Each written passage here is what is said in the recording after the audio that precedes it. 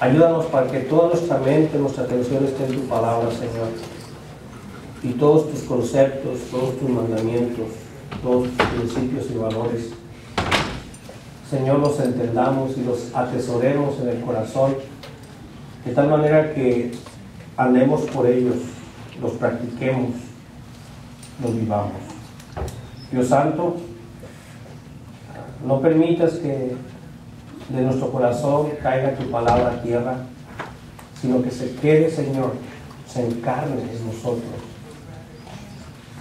No solamente para nuestro provecho, sino para provecho de aquellos a los que también les podemos compartir. Porque cuando hay una convicción, cuando hay un entendimiento y un anhelo, Señor, por tu palabra, cuando nos ha sabido dulce más que la miel, cuando nos hemos deleitado en ellas, podemos compartirlas, Padre. Nadie comparte lo que no le ha gustado. Nadie comparte lo que no entiende. Nadie comparte lo que no cree. Pero, Señor, entendemos y creemos y saboreamos, Señor, tus palabras, porque son vida. Te pedimos, Señor, que tengamos ese corazón para compartir. Las estadísticas dicen que la gente poco retiene de lo que oye. Pero tú puedes romper cualquier estadística, Dios. Y que tu Espíritu Santo, más que un servidor que va a hablar, que sea tu Espíritu Santo quien implante tu palabra en el corazón nuestro. Te lo pedimos en el nombre precioso de Jesús. Amén. Yo no sé cuántos de los que estamos aquí somos de corazones aventureros, personas atrevidas. Hace poco vi una foto de alguien, ¿verdad? Alguien que conocemos, una jovencita, tirándose de un avión en paracaídas. Yo nomás vi la foto y me empezaron a sudar las manos. Me sentí ahí, ¿verdad?, en el frío aire de lo alto. Me empecé a sudar. Yo creo que yo le tengo miedo a las alturas. Pero un día me subí a una torre, no sé qué andaba haciendo. Me subí a una torre tan alta a cambiar una lámpara, más bien a mover una lámpara, porque iba a haber un evento, y me subí con botas vaqueras. Y cuando llegué a la punta, empecé a sentir cómo el tubo hacía esto. Y dije, ¿qué estoy haciendo aquí arriba y en botas? Así que no me atreví mucho a ver hacia abajo. Ya lo que miraba arriba era bastante. ¿Qué es la cosa de la cual usted se ha atrevido a hacer? Que diga, qué bárbaro, qué cosa tan difícil me atreví. Yo recuerdo cuando me atreví a hablar con mi suegro. Porque decían que era un ogro mi suegro, que echaba fuego cuando abría la boca. Antes era dragón, ¿verdad? Era dragón. Y yo no sé a qué hora se me ocurrió hablar con mi suegro. Hay cosas, hermanos, que deberíamos de hacer, que no solamente como un atrevimiento, sino como como un atrevimiento, pero un atrevimiento sustentado por una gran necesidad y por un gran amor y aprecio. Porque eso es lo que nos debe de mover, un gran amor y un gran aprecio por otras personas. Amarás a tu prójimo como a ti mismo. ¿Quieres cumplir la ley? Ahí va. Ama a tu prójimo como a ti mismo. Pero primero decía, si quieres tú cumplir la ley de una manera más excelente, sin miedo a tantos errores, ama a Jehová tu Dios con todo tu corazón, con toda tu mente, con todas tus fuerzas, con todo tu ser. Ámalo. Y ama a tu prójimo como a ti mismo. No dice, ama a tu prójimo con todas tus fuerzas, con toda tu mente, con todo tu ser. No. Así hay que amar a Dios. solo a Dios. Y a tu prójimo, mínimo, como tú te amas. Pero es más que como tú te amas. Como si al amarlo te estuvieras tú amando. Tú amando. Que cuando le das un servicio es como si te estuvieras dándote un servicio. Como cuando le das una palabra, es como si te dieras una palabra a ti en esa intensidad, en esa calidad, en esa profundidad o en esa sencillez. Atrevernos por amor. Algo a lo cual la iglesia se debe de atrever es a disciplinar. A disciplinar. Y esa es la pregunta. ¿Serías capaz de atreverte a disciplinar? Y cuando hablamos de la iglesia y cuando hablamos de disciplina, hermanos, decía hace unos días que la disciplina mejor es la que se hace en privado, entre dos personas. Esa es la mejor. Es la que no va a mayores. Es la que no se complica más.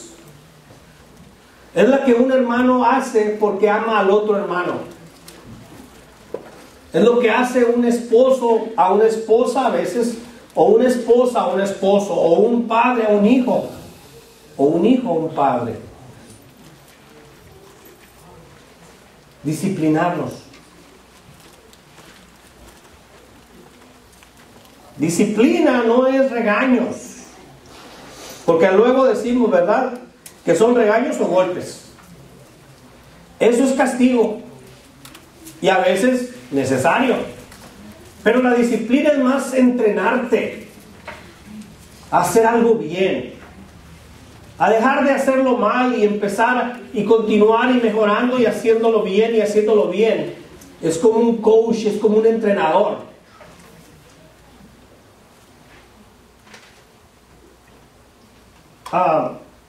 En las iglesias modernas, hermanos, la disciplina ya no se emplea mucho. ¿Por qué? Porque a veces la iglesia lo que quiere es mantener números de personas.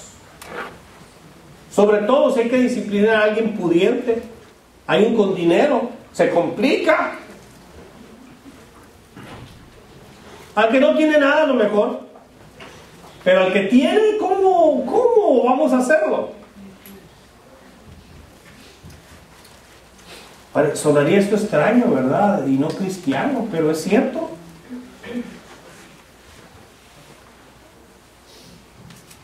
¿Saben qué es lo que más hacen las personas cuando están viviendo una vida pecaminosa y no quieren cambiar de vida? Y alguien se atreve a mencionar o a tratar de disciplinarle, o cuando el pastor de repente predica algo que le incomoda, que no sabía, no va teledirigido, porque los mensajes del púlpito no tienen que ir teledirigidos a nadie, sino dirigidos a todos. Porque si le quiero decir algo a Nick, pues se lo digo a Nick, y no se los digo a todos ustedes para que lo escuche Nick. No se lo decimos a Juan para que lo entienda Pedro. Y hay gente que le incomoda, ¿verdad?, ciertas enseñanzas. Luego nos tachan de ser muy extremistas, muy radicales. Y créanmelo, la Biblia es radical. Por eso se quiere sacar del país, ¿verdad? Se quiere sacar de que ésta dirija el país. Porque es muy radical.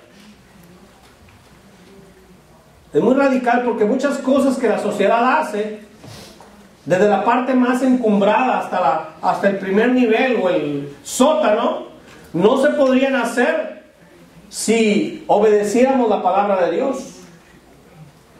Muchas cosas que hacemos en el hogar no se deberían de hacer se deberían de hacer diferentes si obedeciéramos la palabra de Dios. Muchas cosas que hacemos en el trabajo se harían de otra manera si obedeciéramos la palabra de Dios.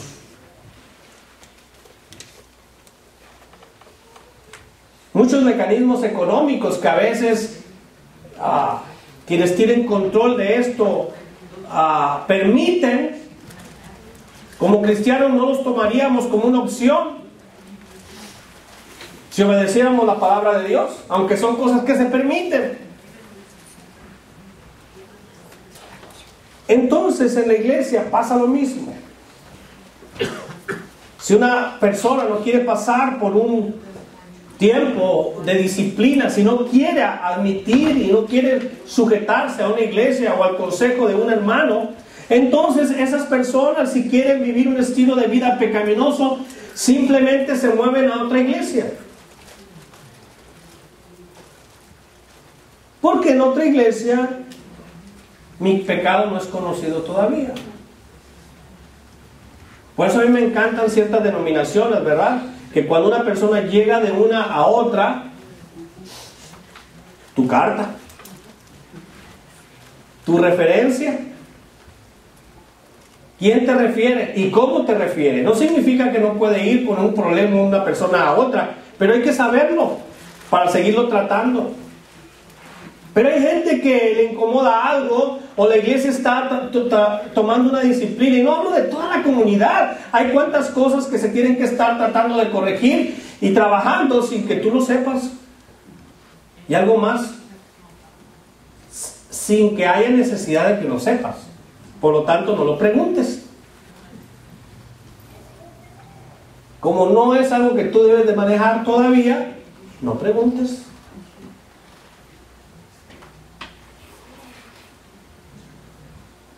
Porque aún así seguimos cuidando el corazón y la reputación de una persona.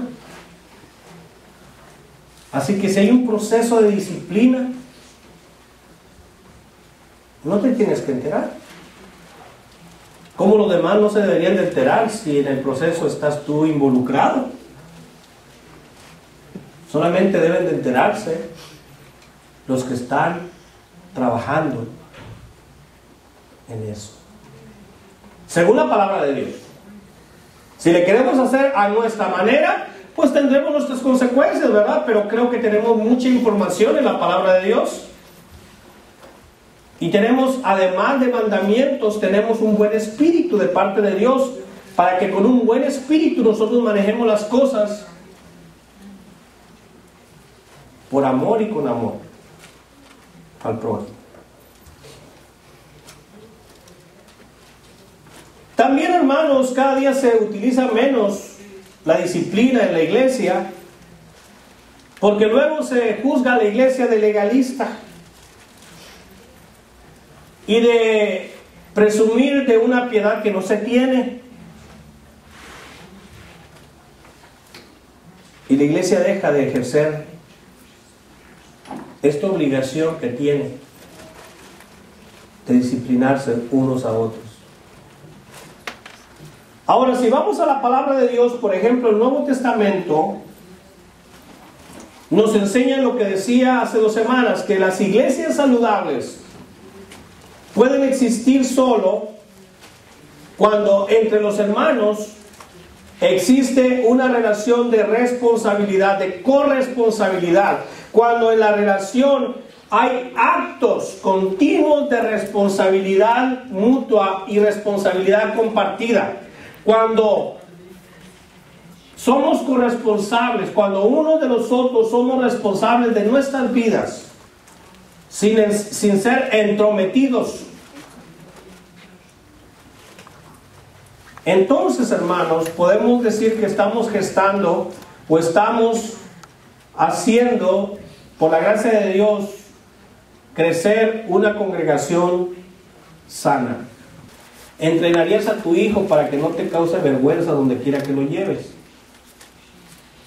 Es más, ya ni vergüenza te da, porque apoya su conducta. Échele ganas, mijo.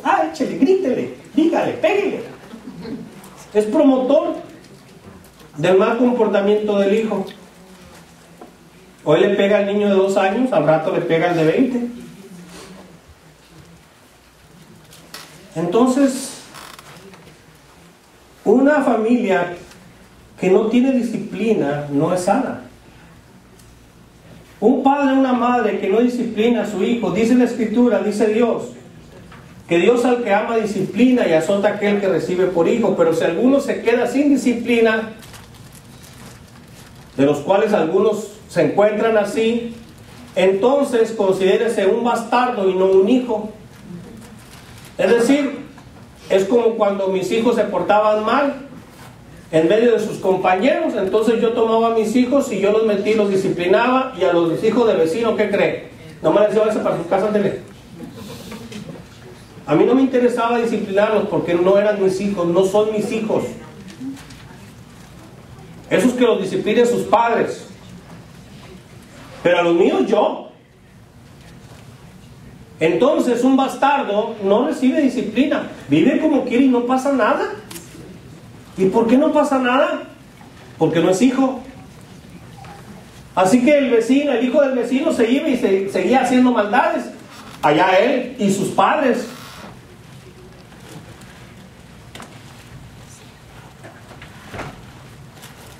¿Qué es la disciplina de la iglesia? ¿Cómo definir la disciplina de la iglesia? Vamos a definirla cortita y sencilla. La disciplina de la iglesia es el conjunto de cosas, o es el conjunto de procedimientos que la iglesia tiene, practica. Pero no solamente procedimientos, son actitudes. ¿Con qué actitud lo hace? Este es el proceso. Esta es la actitud y estas son las acciones. Y tanto el procedimiento que voy a usar como la actitud que voy a tomar y las acciones que vamos a emprender han de estar contenidas en la Biblia. Deben de ser bíblicas, deben de ser inspiradas, sostenidas por la palabra de Dios. Y estas se van a llevar a cabo en la iglesia, si es posible, primero para prevenir, ¿verdad? Porque el dicho dice, es mejor prevenir que lamentar. De ser posible prevenir. Segundo, también se emplean para desincentivar, es decir, para que estas no se cometan, no se hagan, para que la gente no se anime a hacerlo. Es decir, no te voy a dar 10 centavos por traerme la botellita de plástico. Eso es dar un incentivo, ¿verdad? En vez de que la tires ahí, tráemela acá y te doy 5 centavos, te doy 10 centavos. Eso es incentivar. Y cuando disciplinamos es para no hacer eso. Y a veces para corregir, porque ya estamos haciendo algo mal. Ya estamos yéndonos por el lado equivocado.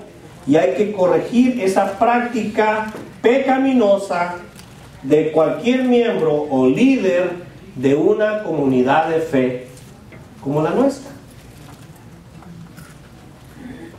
Así que son los procedimientos, las actitudes y las acciones que deben de estar contenidas en la Biblia.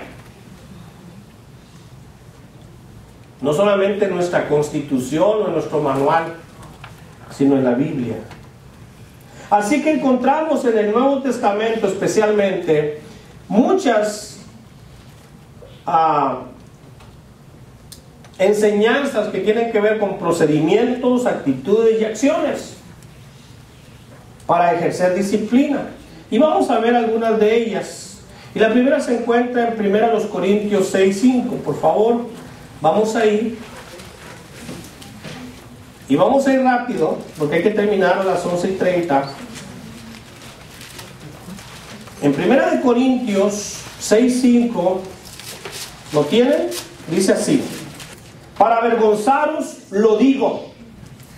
Se los estoy diciendo para que les dé vergüenza, les dice Pablo.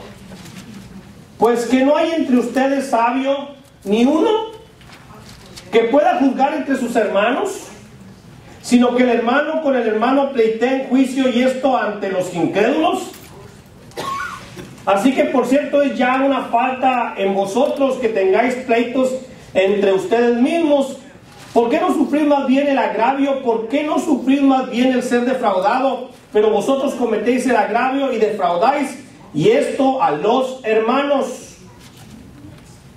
Ustedes van ante los injustos para que les juzguen los injustos. Versículo 9. ¿No sabéis que los injustos no heredarán el reino de Dios?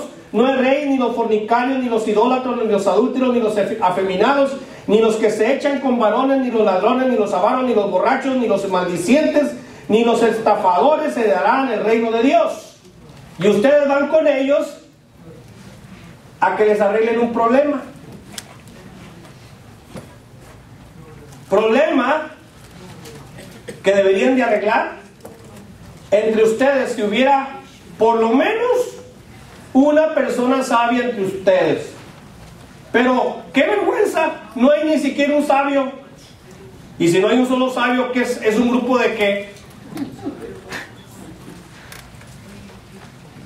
¿De qué? Si ni un sabio hay. ¿Qué nos está diciendo la palabra de Dios aquí? Que la iglesia es manchada y pierde su pureza y testimonio cuando falta disciplina. Ya es una vergüenza que haya pleito entre ustedes, les dice. Y súmanle esa vergüenza de andarse peleando entre ustedes, que además lo hacen público, ¿verdad? Se van allá al programa de televisión de... Díganme ustedes los nombres, a ver. ¿Qué caso es, hermana? Qué bien saben. No, el peor cuando dice, no, y eso está como en 12 corazones. No. Ya como que uno tiende a necesitar disciplina cuando ya van en unos asuntos, ¿verdad? O el caso ya lo vio en Mujer, caso de la vida real. Ahí pasó y parece la historia de usted. Sí, pues alguien se la contó. La Rosa de Guadalupe. Lo que callamos las mujeres. Los ricos también yo. No, eso es solo cosa bien. Pero ya de verdad, lo que nos dice la palabra de Dios, que cada vez que hay pecado en la iglesia, entre los hermanos, y hay problema entre los hermanos, y no se disciplina, eso está trayendo manchas, está la iglesia perdiendo pureza, testimonio y fuerza, ya no tiene poder en lo que hacen ni en lo que dicen menos. ¿Por qué? Por falta de disciplina. Por falta de disciplina. Y vuelvo a decirlo, y no es algo que tiene que ser público, porque la disciplina más simple y sencilla es la que debe de ejercitarse entre dos personas y llegar hasta ahí, ¿verdad? Por amor a una persona. Algunos tenemos nuestro propio método, y cualquier método que no sea el procedimiento, la actitud o las acciones contenidas en la Biblia serán equivocadas y nos llevarán a un resultado negativo. ¿Por qué no me sale bien? Porque estoy usando mi propio procedimiento. ¿Por qué no me está saliendo bien? Porque voy con una mala actitud. ¿Y por qué, verdad? En vez de salir redentor, salgo crucificado. Porque las acciones que estás haciendo no son las correctas. No son bíblicas. La segunda cosa que quiero que entendamos en este momento es que el propósito de la disciplina no es avergonzar a ninguna persona, a ningún creyente descarriado. Es, no lo último, jamás se desea avergonzar a ninguna persona, sino contrariamente lo que decíamos, restaurarlo. No es tu tumbar la casa, es restaurarla. No es darle una inyección al perro porque ya está enfermito, sino que sanarlo. No se trata de botar el carro, ¿verdad? Porque lo único que necesitaba era otra batería. Restaurar su funcionamiento, no solamente su apariencia. Así que siempre el fin es restaurar, es decir, no hacerlo ser ni sentir peor, sino hacerlo y sentir mejor. Se sienta sano, no solamente que lo vean sano, que se sienta sano. No solamente que se vea bien, sino que se sienta bien. Que no solamente parezca que hay paz, sino que tenga la paz de Dios en su corazón. Ese es el asunto cuando nosotros tenemos que disciplinar a una persona. Jamás es causarle una vergüenza. Restaurarlo. Así que tenemos el mejor consejo de Dios. Todo es el consejo de Dios, ¿verdad? Pero directamente de la boca de Jesús en Mateo 18. Vamos ahí. Porque aquí tenemos una tremenda enseñanza. Y aquí es donde yo les digo lo simple que debe de ser este asunto y no complicado. El asunto se complica como una gripa, ¿verdad?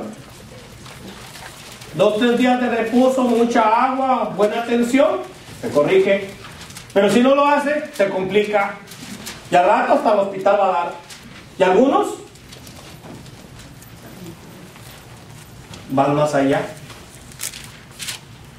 Pero Jesús nos dice en Mateo 18 cómo se debe de perdonar al hermano.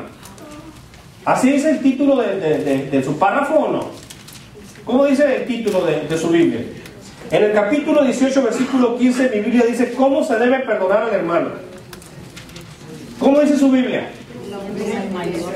Qué curioso. No dice, a ver.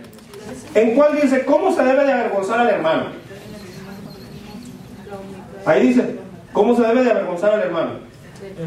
Ah, perdonar. No, yo digo, ¿quién dice cómo se debe de evidenciar al hermano? ¿Cómo se debe de castigar al hermano? ¿Cómo se debe de avergonzar al hermano? ¿Cómo se debe de correr al hermano? ¿Algunos de su Biblia dice sí? Qué raro. Dice, ¿cómo se debe perdonar al hermano? Mire, perdonar al hermano no es decirle nada más, hermano, ahí muere, te perdono. Porque le va a hacer otra y otra y otra y otra y otra. Porque su corazón va a ir empeorando. Pero ¿cómo se debe de perdonar a un hermano? Para que al hermano, no nomás para que a mí me vaya bien, para que al hermano le vaya bien. Porque yo te perdono, pero tu vecino a lo mejor te pone una. ¿Por qué él no te va a perdonar? Porque tú vas a seguir haciendo esas cosas.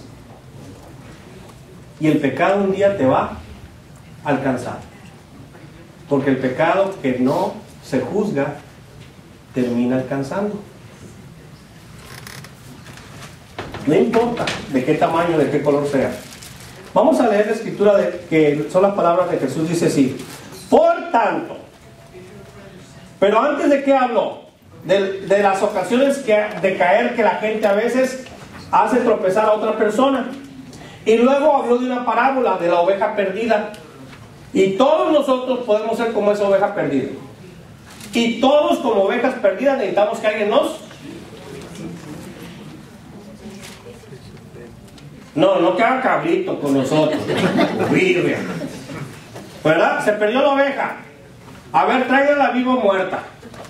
No, aquí viva. ¿Alguno se extravió? Tráiganla muerta. Algunos ni siquiera dicen viva o muerta. Tráiganla muerta. Para que no de la... Habló de la parábola de la oveja perdida. Y bajo esa profunda y amorosa enseñanza, entonces les dice Jesús: por tanto, por lo que les acabo de decir, vaya, si tu hermano peca contra ti, ¿a cuáles de ustedes dice su Biblia? Espera a que venga tu hermano y te pida perdón. María, ¿así dice la suya? No se rasque la cabeza, dígame. Espera a que tu hermano venga a ti y te pida perdón. Así dice tu Biblia. ¿Cómo dice? No se me adelante, lo que acabo de leer. Préndelo. Porque si tu hermano peca contra ti, ve. La oveja perdida, ve. Ve y qué. Y repréndele, estando tú y él solos.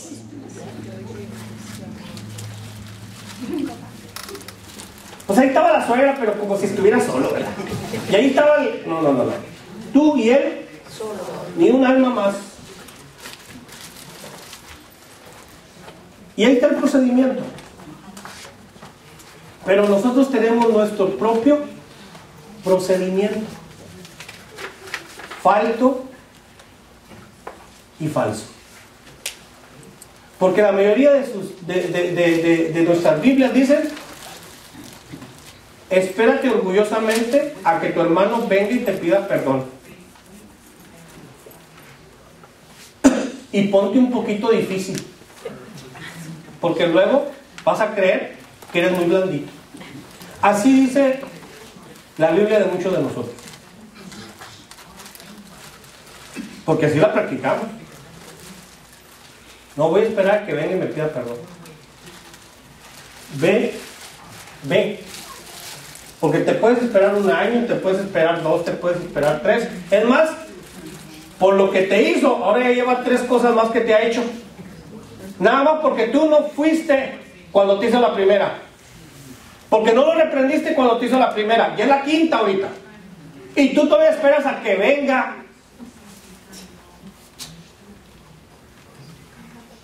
Ve y reprende. No le reprendas por lo del año antepasado y el otro, y no le reprendas por él. Repréndele por aquello que hizo contra ti. Por eso, nada más. No le estés acumulando, no le juntes 5 o 6. Va a ser más difícil, va a ser más doloroso, va a ser más complicado. Ve y repréndele estando tú y él solos. Si te oyere, has ganado a tu hermano. Se acabó. No le digas ahora vete al tepeyá de rodillas, ¿verdad? Cargando los pales y con unos ladrillos filosos. No, nada. Si esa persona te escucha, escucha no significa si tiene capacidad auditiva. En otras palabras, si le puso atención, le dio valor a tus palabras y tiene la intención de corregirse, de cambiar, eso es oírte. Eso es oírte. No es escucharte. Oírte es que atendió tu palabra, atendió tu reprensión, la aceptó. No sonriendo tal vez, no de la mejor manera tal vez, no te invitó de ahí a comer tal vez, pero te escuchó y produjo un cambio en esa persona. Has ganado a tu hermano. Punto terminado. Resuelto. A lo mejor vamos al procedimiento, luego vamos a las actitudes y luego a las acciones. Tal vez sea más de una vez que se junten a platicar. Cada caso es diferente y cada pecado es distinto. Pero ahí está el procedimiento. Nos dice la palabra que el propósito de la disciplina no es avergonzar al creyente descarriado. El propósito es restaurarle. Y por eso sigue diciendo: mas si no te oye, si no te hace ningún caso, no te toma ningún aprecio, entonces toma aún contigo a 1 o 2. Lleva testigos, 1 o 2. Ahora, aquí está diciendo, ¿vuelve a ir solo? Entonces, si yo vuelvo a ir solo, ¿qué estoy haciendo? Haciendo lo que yo quiero. Con mi procedimiento. Ve con 1, no más de 2, porque ya de 3 para arriba, ¿qué es? Ya es una bola, ya son montoneros, ya es un chisme, ¿verdad? 1 o 2. Los más experimentados, 1 o 2 de buen juicio, de buen testimonio, que tengan aprecio por la persona, Que no parezcan dos guardias, ¿verdad? O dos personas que parecen más bien ayudantes de la Policía Federal de México. En otras palabras, madrinas, para que le peguen unas buenas tehuacanizas. ¿No? Porque esas personas no tienen que ir a hacer ni a decir nada. Si quieren hablar, córtale la lengua antes. Dile, a ver, saque su lengua. Porque aquí no va a hablar nada. Ellos solamente van de qué? Para que en boca. ¿De qué? De 2 o 3 testigos conste toda palabra. Lo que tú estás diciendo le vas a decir lo mismo que le dijiste antes, pero ahora solamente que además de las paredes tienes testigos. Nada más. Si te oyó, si le dio importancia a los testigos que llevaste, que también están buscando que restaurar, lo que pasaba es que tú pensabas que para restaurarlo con tu manita y tu pincelito era suficiente, pero como no, entonces ahora traes 2 ayudantes para que agarren bien la pieza, porque ahora tú necesitas las 2 manos para restaurarle y necesitas testigos. Si no los oyere a ellos, dilo. ¿A quién? ¿Y si no oyera a la iglesia?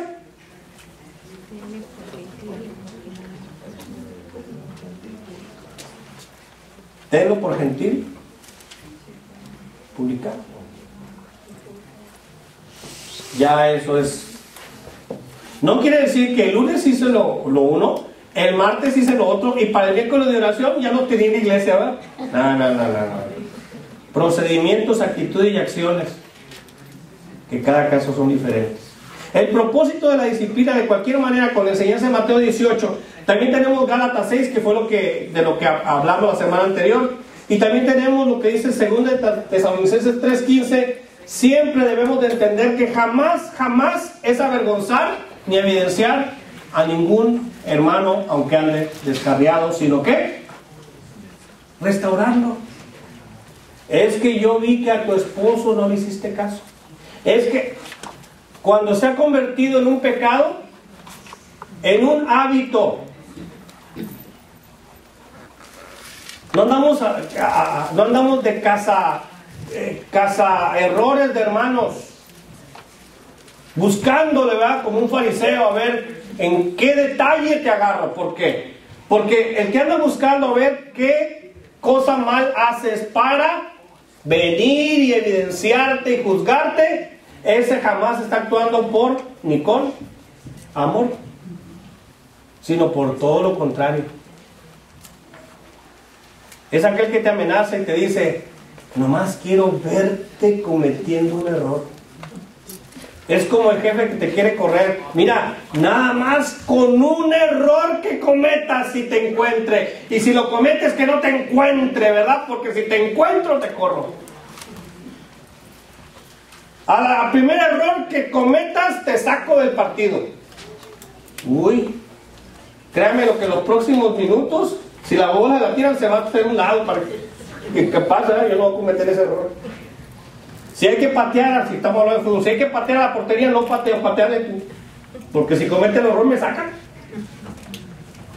No es para eso. La disciplina se practica cuando un hermano ha caído en pecado habitual. Y mucho más cuando ese pecado es público. ¿Por qué? Porque cuando es público está amenazando la unidad del cuerpo, la salud del cuerpo, el testimonio y el impacto del cuerpo. Entonces, no es al primer error que te vea cometer vas a ver. Como algunos, ¿verdad? Yo no sé, algunos, yo me siento muy halagado porque a veces al pastor lo hacen más grande que Dios, ¿verdad? Le voy a decir al pastor, aunque ya nadie asusta eso, ¿verdad? Pero todavía hay uno que otro, ¿verdad? Está oyendo cosas que no debe y ahí viene el pastor y le cambia. Pues quiere decir que uno es más importante que Dios, porque ahí ha estado Dios todo el tiempo y no le cambia. No le cambia nada. no dejan de hacer lo que están haciendo, que esté Dios, pero si está uno, o viene su mamá, o viene su papá, o viene alguien, cambian. Entonces todos esos somos más grandes que Dios, más respetuosos que Dios, de más respeto que Dios, ¿verdad?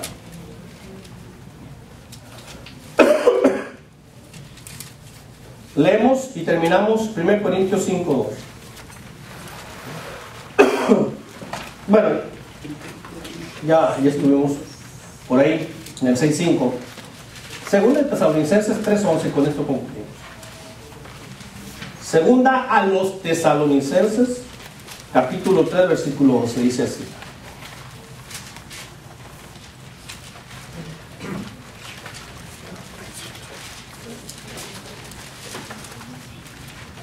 Y iba a leer Timoteo. ¿Lo tienen, hermanos? Dice el versículo 11: porque oímos, hemos escuchado que algunos de ustedes andan desordenadamente. ¿Cuál es el desorden? No dice cometieron un error, un pecado. Andan. Es un hábito, es una manera de vivir. Andan desordenadamente. Qué importante es el orden en la iglesia, ¿verdad? El orden en la familia, el orden en el matrimonio. Porque como no hay orden en la familia, pues tampoco queremos que haya orden ¿dónde? En la iglesia ni en ninguna otra parte. Pero si hay en la familia, también queremos que haya ¿dónde? En la iglesia y en todas partes. Porque oímos que algunos de vosotros andan desordenadamente, no trabajando en nada, sino entrometiéndose en lo ajeno. Y no simplemente que de meterme en la casa tal, ya no voy, ya me salí de ahí, pero ahora ando en la casa, esta otra. Vamos a seguir la próxima semana, hermanos. Y la pregunta resalta otra vez. ¿Vamos a atrevernos a ejercer disciplina? ¿Por amor? ¿Vamos a soportar la disciplina cuando venga? Porque todos estamos sujetos a ella. Empecemos practicándola en casa. El hogar necesita orden y disciplina. Y hay procedimientos bíblicos.